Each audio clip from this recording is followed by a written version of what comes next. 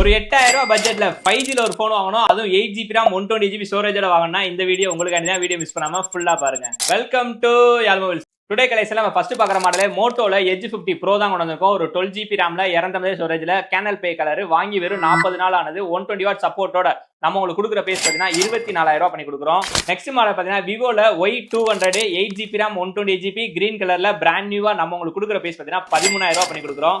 Next model பார்த்தீங்கன்னா விவோல Y100 8GB RAM 128GB blue கலர்ல box full கிட்டோட நம்ம உங்களுக்கு கொடுக்குற பேஸ் பார்த்தீங்கன்னா 11,000 ரூபாய் பண்ணி கொடுக்குறோம்.